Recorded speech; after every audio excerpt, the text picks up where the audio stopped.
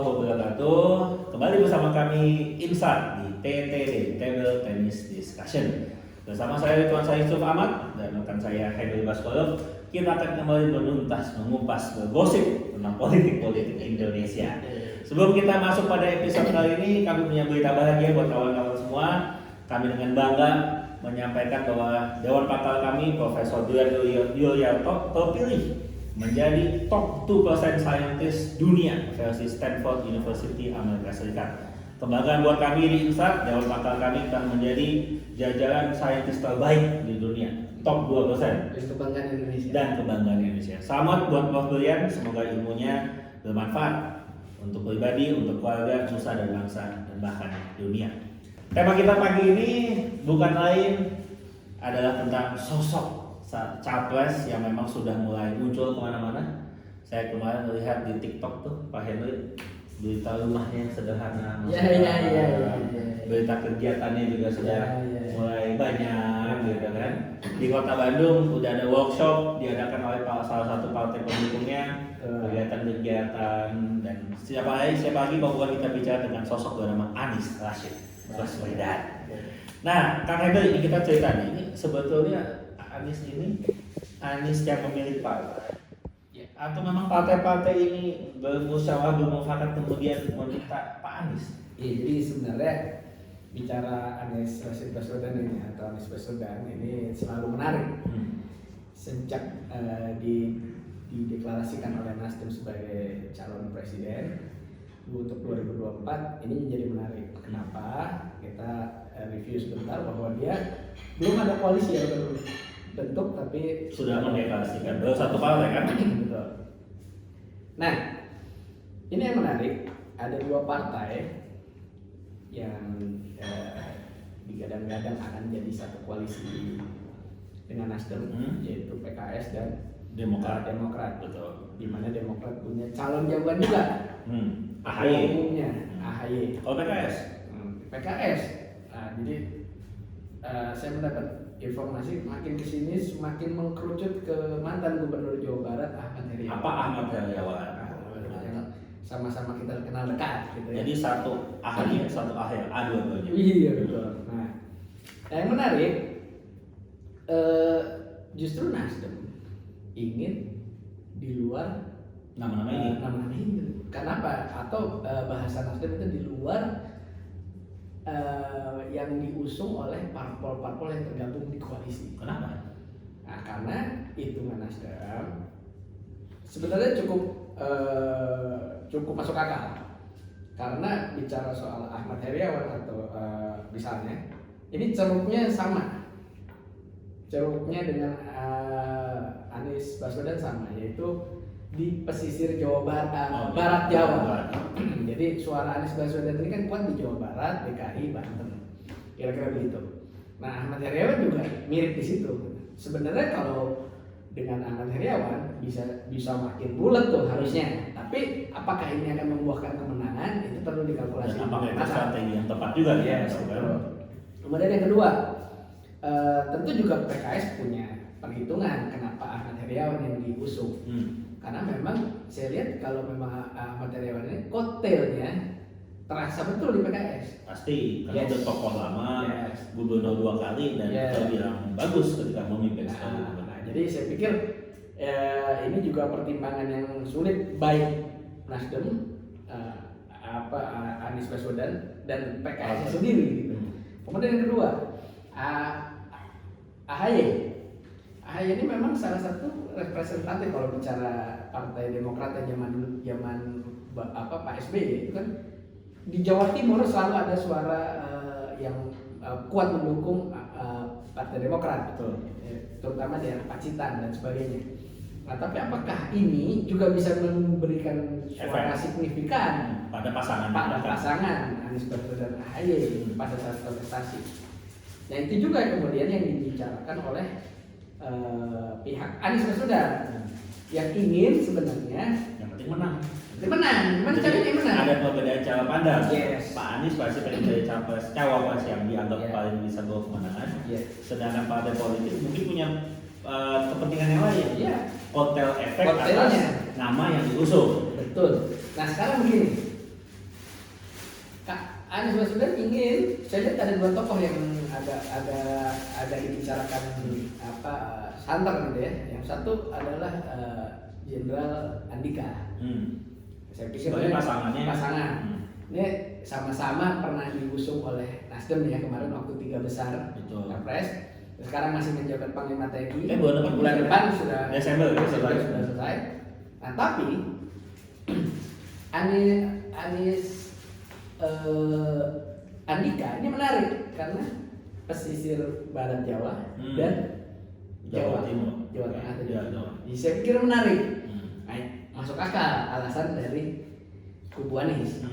Kemudian yang berikutnya adalah Khofifah. Oh muncul Khofifah. Khofifah dari Darawangsa, Khofifah Gubernur Jawa Timur. PKB. Ya itu dia.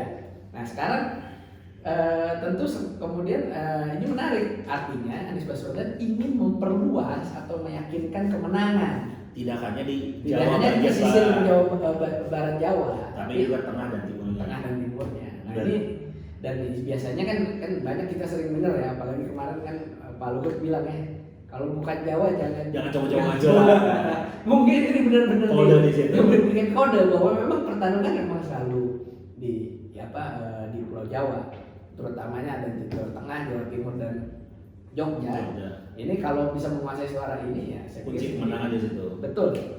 Nah, ini kan jadi dilema nih sekarang nih. Betul. Benturan antara capres parpol Dan dari koalisi Betul. dan yang diinginkan oleh Anies. Baswedan. Anies sempat ada statement di publik nggak dia pengen calonnya kayak gimana?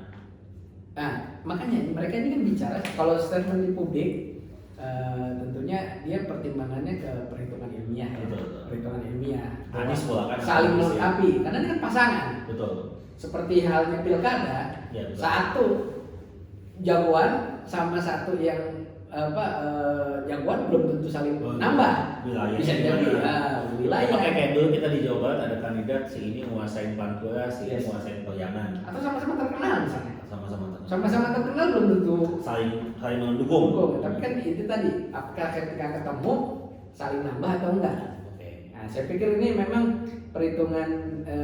Saya lihat ya tadi yang dibilang bahwa kalau partai itu konsentrasinya ada kotel efeknya nggak? Betul. Tapi kalau kandidat Kemenangan. walaupun dua-duanya tentu kemenangan ya. Dua-duanya menuju kemenangan, tapi nggak ada tujuan lainnya kan? Yes.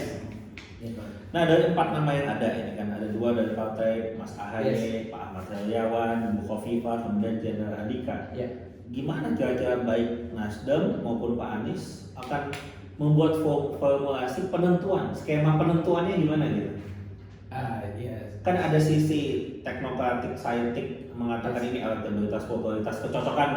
Kan ada sisi politis, Ya. partai politik, komposisi. Ya saya pikir ini kita harus combine ya. Hmm. Untuk Anies Baswedan ini harus combine.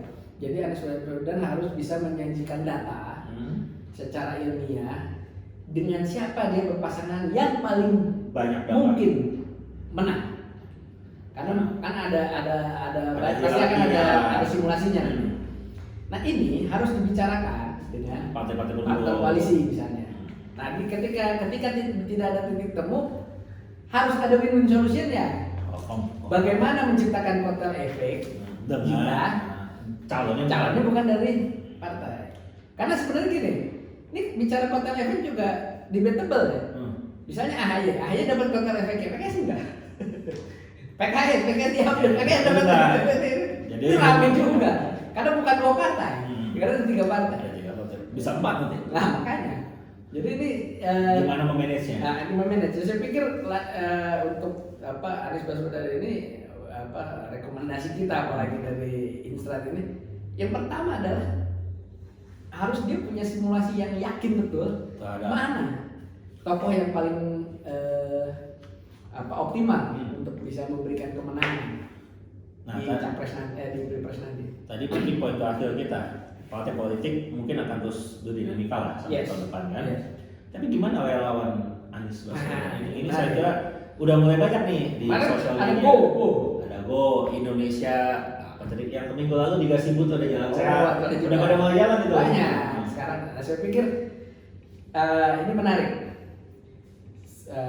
Sembari proses dinamika di parpol itu Betul. berjalan, saya pikir Anies Baswedan ini harus fokus juga, ada tim khusus yang membangun relawannya. Apakah sudah? Tampaknya udah mulai. Sudah ada mulai. ada. Saya juga kan, kita kan juga terhubung ya dengan teman-teman yang ada di sana, sudah mulai membangun. Tapi saya lihat kan kalau kita bicara soal membangun relawan, kita punya banyak referensi ya. Betul. Kita ingat betul, walaupun ini dulu adalah lawannya Pak Anies ya waktu di Jakarta. Betul. Tapi kalau Anda lihat bagaimana orang membangun sahabat Ahok itu, Teman Ahok. teman Ahok itu menarik betul. Betul. Ngehit Ngehits, banget. betul. Ya, dan